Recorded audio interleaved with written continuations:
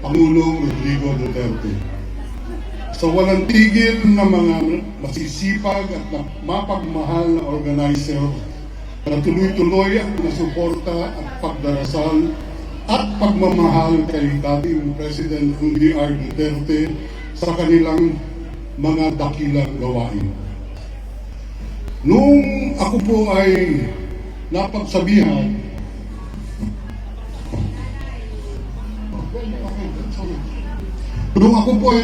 na magsasalita ako sa ngayong hapon na to sa harapan nyo, ako po ay nabigla dahil naisabi ko na lahat ang gusto ko sabihin. Gusto ko sabihin, iisa lang ang best friend ni Rodrigo Roel Duterte. Ang best friend niya, kayo, lahat kayong Pilipino.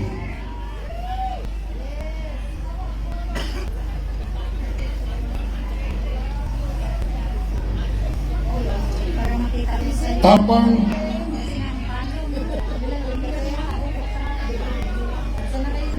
kung hindi kayo ang mga Pilipino, nakitang-kita kong pinagsilbihan niya ng tunay na may tapang at malasakit. Tapang dahil sa lahat ng bagay na dapat gawin tulad ng pagpapalaganap ng peace and order, laban sa droga, korupsyon, laban sa tanimbala, pag-ayos ng kalikasan at tinatawag nating independent foreign policy ay ginawa niya para lamang maprotektahan ang bawat Pilipino. Malasakit dahil inayos niya ang problema ng mga Pilipino. Mabigyan ng bawat isa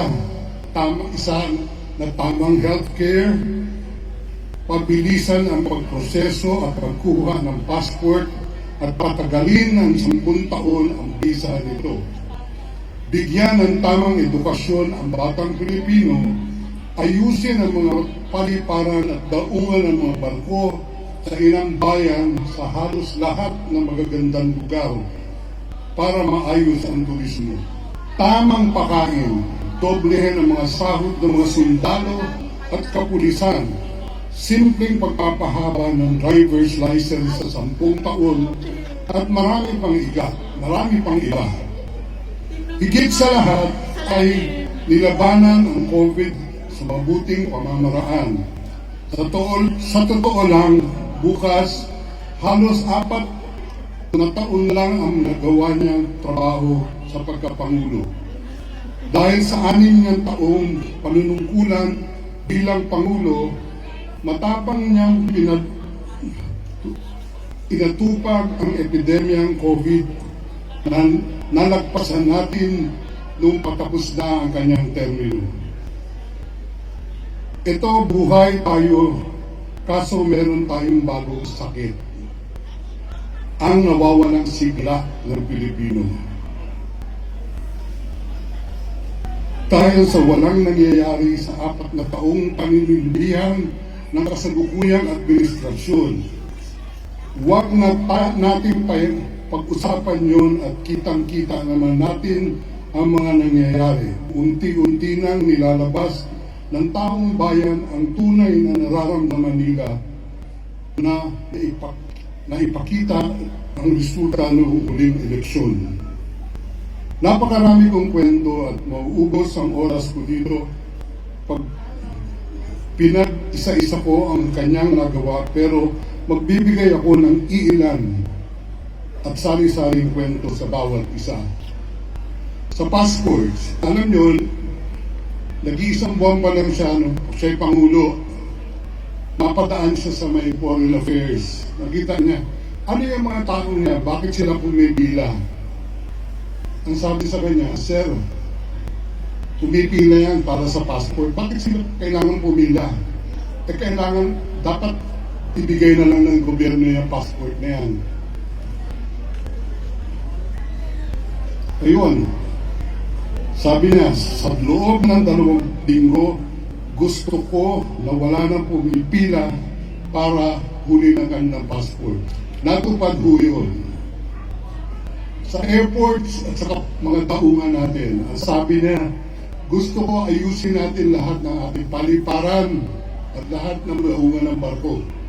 Kawawa ang Pilipinong tao. Wala tayong magagandang airports, wala tayong magagandang daungan, pero napakaganda ng ating mga tanawin. Pinagawa lahat sa loob ng 1 taon. Ang PGH, sa araw bumisita siya sa PGH, tinanong niya mga doktor, ano ang mga kailangan natin dito? Sabi sa kanya ng doktor, kailangan mo namin ng pera at walang nangyayari dito. Tinawagan niya isang tao, kaya mo ba magbigay ng 100 milyon para sa PGH?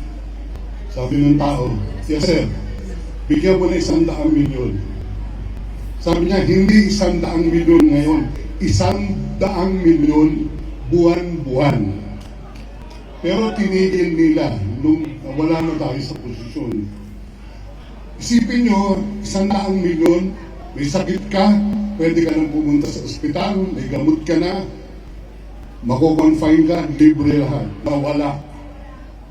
Ang Boracay, sabi niya sa akin, Bingbong, kaya ba natin sarahan ng Boracay? Sabi ko, bakit?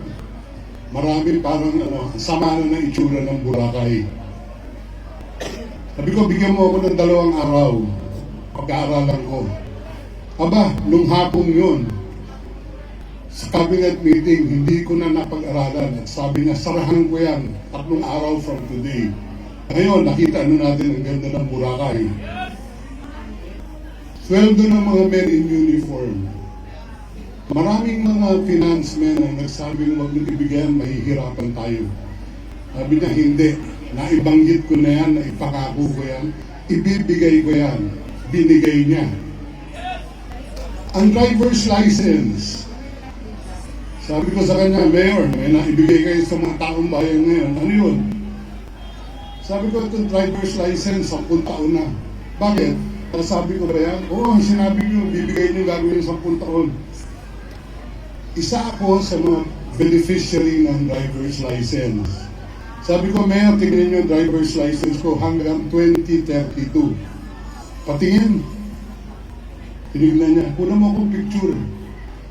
And then, sinoli niya yung driver's license ko, sabi niya sa akin, buhay ka pa ba? 2032. Sabi ko, Mayor, huwag mo naman ako papatayin.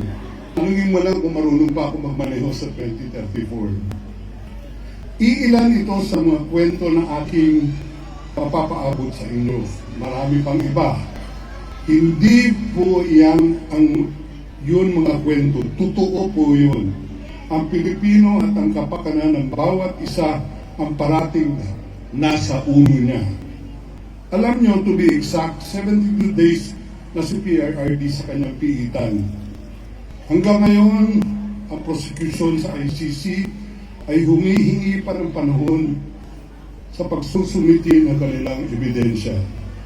Hindi siya pinapayagan tumanggap ng mga bisita kung hindi ang Council of Record at ang immediate members ng kanyang family. Hindi biro ang pumunta ng Netherlands, magbuhat sa ating bayan. Napakarami mula sa Pinas at sa iba-ibang parte ng mundo na gusto siyang makabisita, pero ayaw naman silang payagang bumisita. Subalit, ang prosekusyon na hanggang ngayon ay naghaharap pa ng ebidensyang isasampa sa kanya ay tuloy-tuloy ang pagdedelay ng kaso. Ngayong araw na ito, masaya tayong lahat. Dito at napakarami nating magkasama-sama. Ako, nakasama niyan dumating 72 days ago. May tuturing maswerte at masaya dahil damandam ako ang pagmamahal at suporta na binibigay ng mga tao dito sa akin ng mga Pilipino sa Netherlands at iba-ibang parte ng Europe. Paano naman kaya ang kalagayan ni PRRD na nag-iisa sa kanyang at walang kasama sa kanyang piitan dahil lamang tama niyang isinagawa ang kanyang tungkulin bilang isang pinuno ng bayan?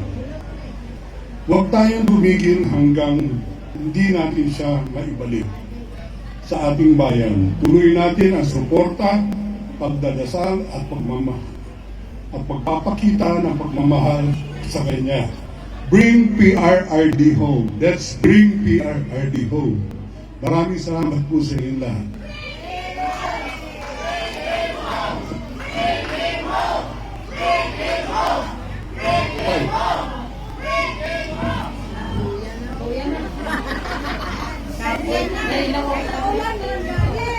Maraming salamat po, Sir Bingbong, ang pambansang best friend ni PRRD. Ang susunod po